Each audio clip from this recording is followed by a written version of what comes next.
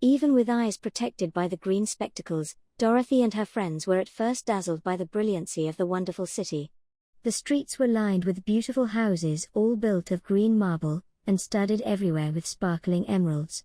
They walked over a pavement of the same green marble, and where the blocks were joined together were rows of emeralds, set closely, and glittering in the brightness of the sun. The window panes were of green glass, even the sky above the city had a green tint, and the rays of the sun were green. There were many people, men, women, and children, walking about, and these were all dressed in green clothes and had greenish skins. They looked at Dorothy and her strangely assorted company with wondering eyes, and the children all ran away and hid behind their mothers when they saw the lion, but no one spoke to them. Many shops stood in the street, and Dorothy saw that everything in them was green. Green candy and green popcorn were offered for sale, as well as green shoes, green hats, and green clothes of all sorts. At one place a man was selling green lemonade, and when the children bought it Dorothy could see that they paid for it with green pennies.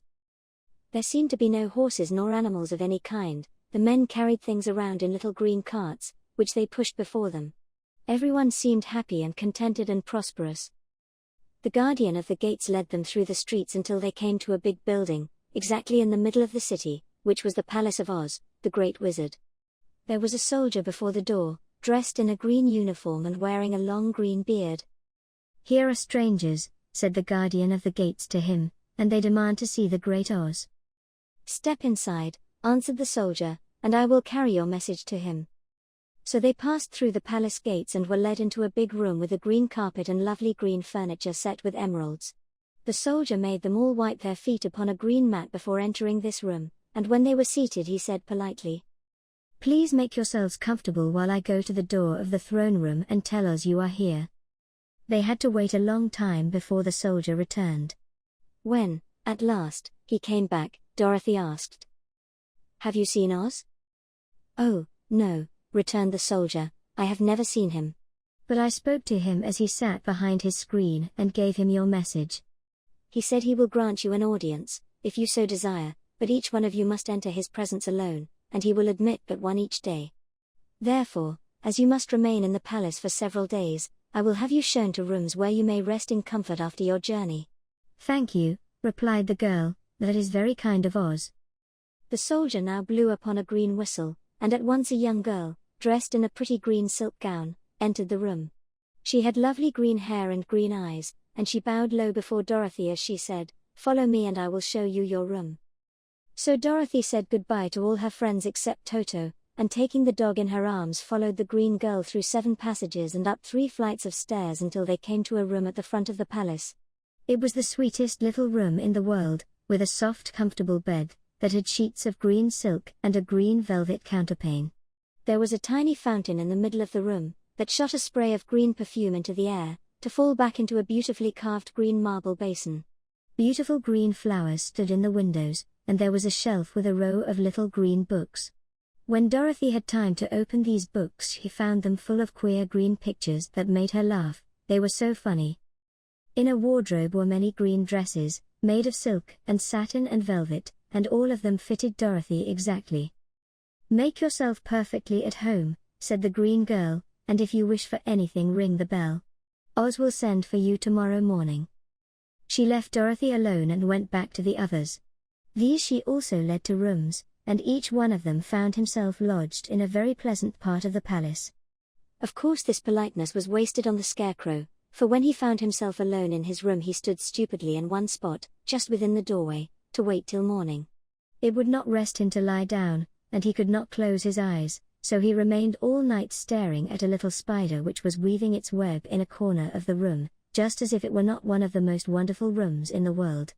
The Tin Woodman lay down on his bed from force of habit, for he remembered when he was made of flesh, but not being able to sleep, he passed the night moving his joints up and down to make sure they kept in good working order. The lion would have preferred a bed of dried leaves in the forest, and did not like being shut up in a room, but he had too much sense to let this worry him, so he sprang upon the bed and rolled himself up like a cat and purred himself asleep in a minute. The next morning, after breakfast, the Green Maiden came to fetch Dorothy, and she dressed her in one of the prettiest gowns, made of green brocaded satin. Dorothy put on a green silk apron and tied a green ribbon around Toto's neck, and they started for the throne room of the Great Oz. First they came to a great hall in which were many ladies and gentlemen of the court, all dressed in rich costumes. These people had nothing to do but talk to each other, but they always came to wait outside the throne room every morning, although they were never permitted to see Oz. As Dorothy entered they looked at her curiously, and one of them whispered, "Are you really going to look upon the face of Oz the Terrible?" "Of course," answered the girl, "if he will see me." "Oh, he will see you," said the soldier who had taken her message to the wizard, "although he does not like to have people ask to see him." "Indeed, at first he was angry and said I should send you back where you came from. Then he asked me what you looked like, and when I mentioned your silver shoes he was very much interested. At last I told him about the mark upon your forehead, and he decided he would admit you to his presence." Just then a bell rang, and the green girl said to Dorothy, "That is the signal. You must go into the throne room alone." She opened a little door and Dorothy walked boldly through and found herself in a wonderful place. It was a big, round room with a high arched roof, and the walls and ceiling and floor were covered with large emeralds set closely together. In the center of the roof was a great light, as bright as the sun, which made the emeralds sparkle in a wonderful manner. But what interested Dorothy most was the big throne of green marble that stood in the middle of the room. It was shaped like a chair and sparkled with gems, as did everything else. In the center of the chair was an enormous head, without a body to support it or any arms or legs whatever. There was no hair upon this head, but it had eyes and a nose and mouth, and was much bigger than the head of the biggest giant. As Dorothy gazed upon this in wonder and fear, the eyes turned slowly and looked at her sharply and steadily. Then the mouth moved, and Dorothy heard a voice say, "I am Oz, the Great and Terrible. Who are you, and why do you seek me?" It was not such an awful voice as she had expected to come from the big head, so she took courage and answered, "I am Dorothy, the small and meek. I have come to you for help." The eyes looked at her thoughtfully for a full minute. Then said the voice, "Where did you get the silver shoes?" "I got them from the Wicked Witch of the East, when my house fell on her and killed her," she replied. "Where did you get the mark upon your forehead?" continued the voice. "That is where the Good Witch of the North kissed me when she bade me goodbye and sent me to you," said the girl. Again the eyes looked at her sharply, and they saw she was telling the truth. Then Oz asked, "What do you wish me to do?" "Send me back to Kansas, where my Aunt Em and Uncle Henry are," she answered earnestly. "I don't like your country, although it is so beautiful. And I am sure Aunt Em will be dreadfully worried over my being away so long." The eyes winked 3 times, and then they turned up to the ceiling and down to the floor and rolled around so queerly that they seemed to see every part of the room. And at last they looked at Dorothy again. "Why should I do this for you?" asked Oz. "Because you are strong and I am weak, because you are a great wizard and I am only a little girl." "But you are strong enough to kill the Wicked Witch of the East," said Oz. "That just happened," returned Dorothy simply, "I could not help it." "Well," said the head, "I will give you my answer. You have no right to expect me to send you back to Kansas unless you do something for me in return. In this country everyone must pay for everything he gets. If you wish me to use my magic power to send you home again, you must do something for me first. Help me and I will help you." "What must I do?" asked the girl. "Kill the Wicked Witch of the West," answered Oz. "But I cannot," exclaimed Dorothy, greatly surprised. "You killed the Witch of the East and you wear the silver shoes, which bear a powerful charm. There is now but one Wicked Witch left in all this land, and when you can tell me she is dead I will send you back to Kansas, but not before." The little girl began to weep, she was so much disappointed, and the eyes winked again and looked upon her anxiously, as if the Great Oz felt that she could help him if she would. "I never killed anything, willingly," she sobbed. "Even if I wanted to, how could I kill the Wicked Witch? If you, who are great and terrible, cannot kill her yourself, how do you expect me to do it?" "I do not know," said the head, "but that is my answer, and until the Wicked Witch dies you will not see your uncle and aunt again. Remember that the witch is wicked, tremendously wicked, and ought to be killed. Now go, and do not ask to see me again until you have done your task." Sorrowfully Dorothy left the throne room and went back where the lion and the scarecrow and the Tin Woodman were waiting to hear what Oz had said to her. "There is no hope for me," she said sadly, for Oz will not send me home until I have killed the Wicked Witch of the West, and that I can never do." Her friends were sorry, but could do nothing to help her, so Dorothy went to her own room and lay down on the bed and cried herself to sleep. The next morning the soldier with the green whiskers came to the Scarecrow and said, "Come with me, for Oz has sent for you." So the Scarecrow followed him and was admitted into the great throne room, where he saw, sitting in the emerald throne, a most lovely lady. She was dressed in green silk gauze and wore upon her flowing green locks a crown of jewels. Growing from her shoulders were wings, gorgeous in color and so light that they fluttered if the slightest breath of air reached them. When the Scarecrow had bowed, as prettily as his straw stuffing would let him, before this beautiful creature, she looked upon him sweetly, and said, "I am Oz, the great and terrible. Who are you, and why do you seek me?"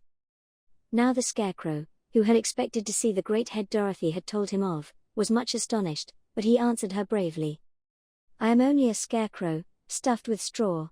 Therefore I have no brains, and I come to you praying that you will put brains in my head instead of straw, so that I may become as much a man as any other in your dominions." "Why should I do this for you?" asked the lady. "Because you are wise and powerful, and no one else can help me," answered the Scarecrow.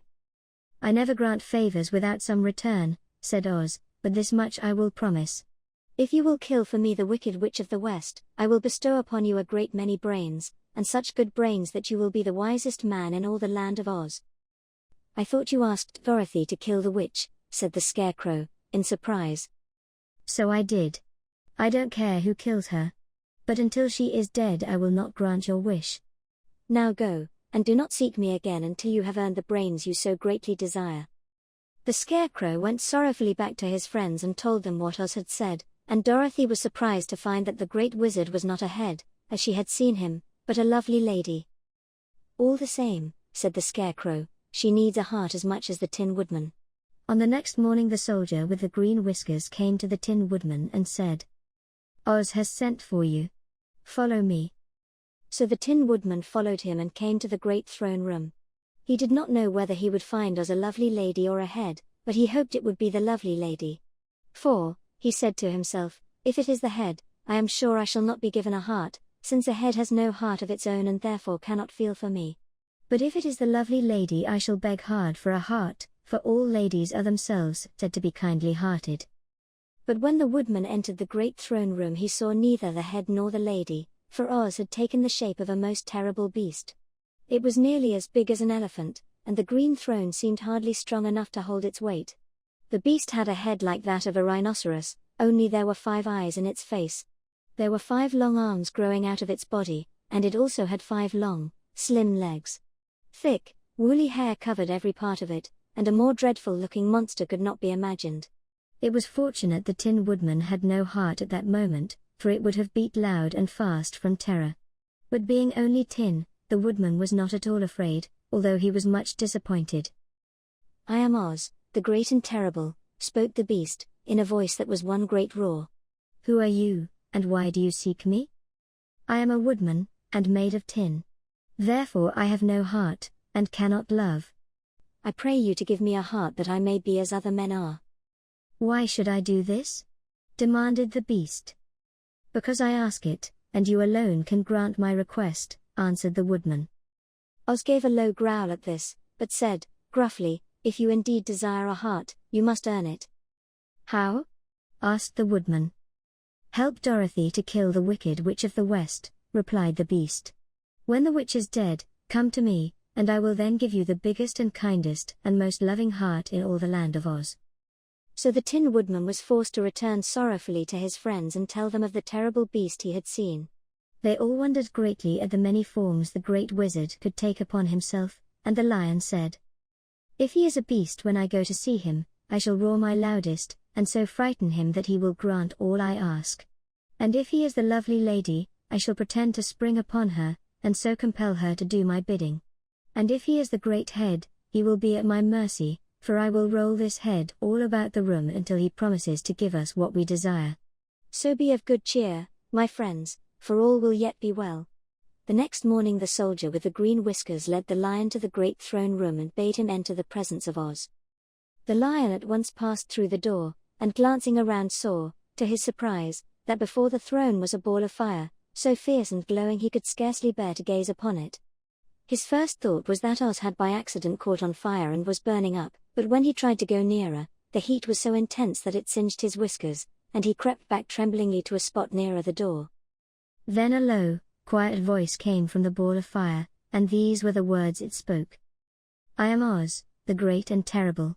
Who are you, and why do you seek me?" And the lion answered, "I am a cowardly lion, afraid of everything. I came to you to beg that you give me courage, so that in reality I may become the king of beasts, as men call me." "Why should I give you courage?" demanded Oz. "Because of all wizards you are the greatest, and alone have power to grant my request," answered the lion. The ball of fire burned fiercely for a time, and the voice said, "Bring me proof that the wicked witch is dead, and that moment I will give you courage. But as long as the witch lives, you must remain a coward." The lion was angry at this speech, but could say nothing in reply, and while he stood silently gazing at the ball of fire it became so furiously hot that he turned tail and rushed from the room. He was glad to find his friends waiting for him, and told them of his terrible interview with the wizard. "What shall we do now?" asked Dorothy sadly. "There is only one thing we can do," returned the lion, "and that is to go to the land of the Winkies, seek out the wicked witch, and destroy her." "But suppose we cannot?" said the girl. "Then I shall never have courage," declared the lion. "And I shall never have brains," added the Scarecrow. "And I shall never have a heart," spoke the Tin Woodman. "And I shall never see Aunt Em and Uncle Henry," said Dorothy, beginning to cry. "Be careful," cried the green girl. "The tears will fall on your green silk gown and spot it." So Dorothy dried her eyes and said, "I suppose we must try it, but I am sure I do not want to kill anybody, even to see Aunt Em again." "I will go with you, but I'm too much of a coward to kill the witch," said the lion. "I will go too," declared the Scarecrow, "but I shall not be of much help to you, I am such a fool." "I haven't the heart to harm even a witch," remarked the Tin Woodman, "but if you go I certainly shall go with you." Therefore it was decided to start upon their journey the next morning, and the woodman sharpened his axe on a green grindstone and had all his joints properly oiled. The Scarecrow stuffed himself with fresh straw and Dorothy put new paint on his eyes that he might see better. The green girl, who was very kind to them, filled Dorothy's basket with good things to eat, and fastened a little bell around Toto's neck with a green ribbon. They went to bed quite early and slept soundly until daylight, when they were awakened by the crowing of a green cock that lived in the backyard of the palace, and the cackling of a hen that had laid a green egg.